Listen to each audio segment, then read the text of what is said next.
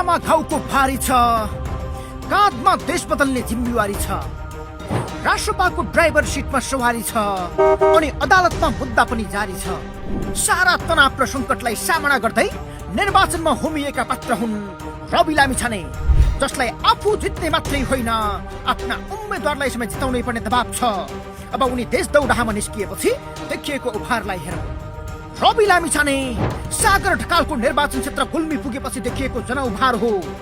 मानौ यो समर्थन मतमा परिणत भयो भने कसको पत्ता सागर गाउँपालिकामा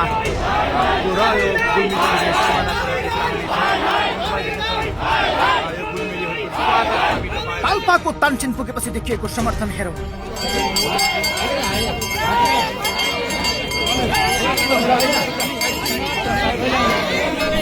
स्याङ्जामा समेत उनीप्रतिको आत्मीयता उस्तै देखियो।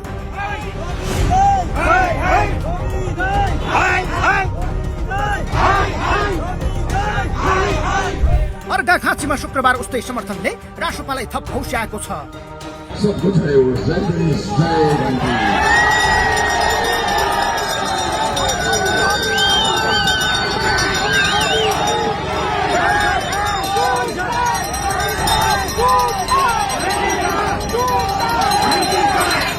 नवलपरासीका जनताले सडक नै चक्का जाम हुने गरी रविको स्वागत गरे। आँधी ल्याउनु पर्छ भन्दै रविले पार हुन आग्रह गरे।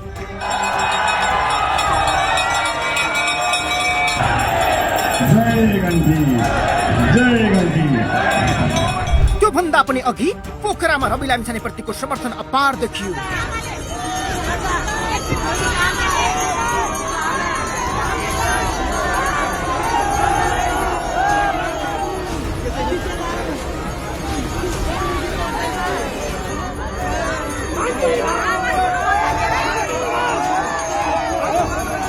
रूपन्देहीमा देखिएको भिड झनै भयङ्कर छ। यहाँ पुराना दलहरू आत्तिएर हैरान छन्।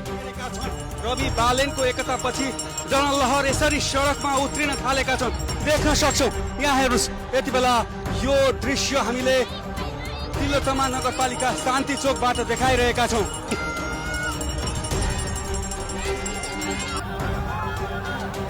यो त अहिले चलिरहेको रोड शो मात्रै हो।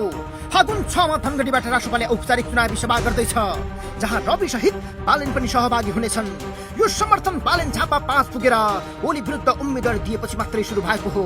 तर बालेनले केही ठाउँमा रिस देखाएर धक्क्याउने र माला फाल्ने काम गरे, जसले उनको आलोचना पनि हुन पुग्यो।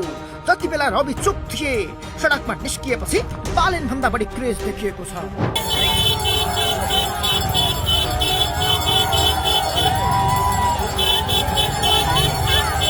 उपहार अहिलेसम्म अन्य दलमा देखिएको छैन, त्यसैले चर्चाको विषय बनेको छ।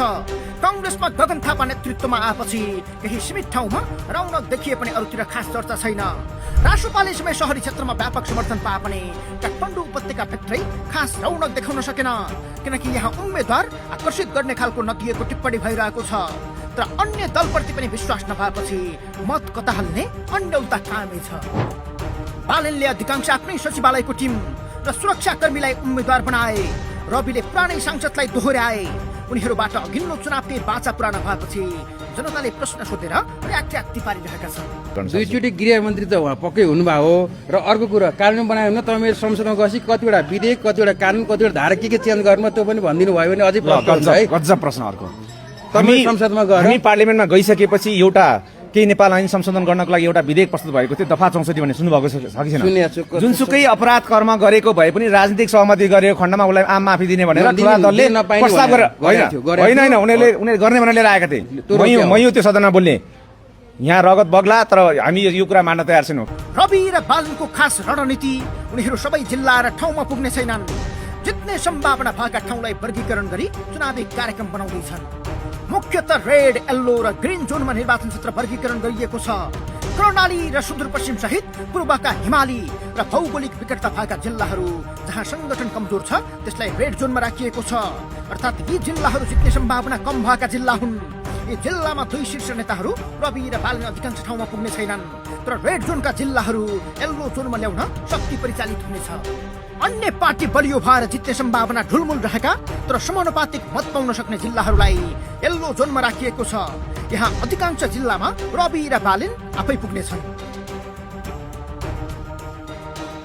जित्ने सम्भावना लगभग पक्का भएका क्षेत्रहरूलाई रासोपाले ग्रिन जोनमा वर्गीकरण गरेको छ, जहाँ चितवन, रूपन्देही, काठमाडौँका 10 मध्ये आधा निर्वाचन क्षेत्र र पोखरा लगायतका ठाउँहरू छन्। रासोपाको 151 सिट जित्ने दाबी छ, जसलाई निकै महत्त्वकांक्षी आकलन मानिएको छ। तर कहाँ 184 त कटाइन्छ भनेको जस्तो लाग्छ, तर त्यो हुँदै पनि हामी 151 को त लक्ष्य हामी हासिल गर्नु नै छ। एक लौटी सरकार राष्ट्रिय स्वतन्त्र पार्टीको बन्दैछ, राजनीतिक स्थिरता अगाडि बढ्दैछ र यहाँहरूलाई जानकारी गरौँ 5 वर्षमा हामीले मुलुकको अनुहार फेर्ने आधारशिला हामीले तय गर्नुपर्नेछ। तर अहिलेसम्म सार्वजनिक भएका र गरिएका आकलनहरू 80 देखि 90 सिट जित्ने र पहिलो दल बन्ने सम्भावना सहितका छन्। कतिले यही समर्थन कायम रहे 100 सिट संख्याको वरपर रासोपाले ल्याउँछ भन्ने प्रक्षेपण पनि गरेका छन्, किनकि लहर र लहरले जे पनि हुन सक्छ। बंगलादेशमा नेपाल जस्तै भ्रष्टाचार र सुशासनका पक्षमा विद्रोह भयो। त्यसको 18 महिनापछि भएको चुनावमा तत्कालीन प्रधानमन्त्रीलाई लखेट्ने विद्यार्थी आन्दोलनका अगुवाकै नेशनल सिटिजन पार्टी एनसीपीले प्रत्यक्षतर्फ मात्र 6 सिट जित्यो, जबकि सामाजिक सञ्जालमा सबैभन्दा बढी चर्चा उसकै थियो। फलत नेपालमा यसलाई सन्देशका रूपमा समेत हेरिएको छ। रासोपाप्रति आश र भोट हाल्ने जनताको रहर पनि छ, तर केन्द्रमा रवि र बालेन आशाको अनुहार भए पनि धेरै ठाउँमा जनताले चाहेका र आश्वस्त हुने गरी विश्वास गर्न सक्ने उम्मेद्वार दिएको छैन। उम्मेद्वारकै अनुहारका कारण जित्ने ठाउँमा पनि भोट नपाउन सक्छ भन्ने आकलन पनि छ, किनकि देखि कमजोर उम्मेद्वारलाई किन जिताउने भन्ने जनताको मत पनि बलियो छ। तर यता रासोपाले बहुमत संख्या नल्याए सरकार बन्ने छैन, बालेनको प्रधानमन्त्री हुने चाहना पूरा हुने छैन, पुरानै शक्तिसँग लसपस गरी सरकारमा पुग्नुपर्ने हुन सक्छ। रासोपा पहिलो दल बन्नका लागि एजेन्डा र नीतिमा स्पष्ट हुनु पर्यो। धर्म र प्रदेशबारे खास धारणा के हो यसमै अलमल छ। घोषणा पत्रमै स्पष्ट लेख्नु पर्यो, त्यो पनि छैन भने जनतालाई काम चाहिएको छ।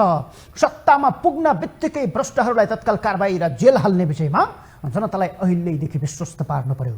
नत्र प्रधानमन्त्री सुशीला कार्कीले भने झैँ 5 जनाले चाहे 5 दिनमै भ्रष्टाचार रोकिन्छ भन्ने फजुलको पूर्व घोषणा जस्तो हुनेछ, किनकि नेपालमा विगतदेखि नै जनताले पत्याएका र अवसर पाएका सबैले धोका मात्रै दिएका छन्।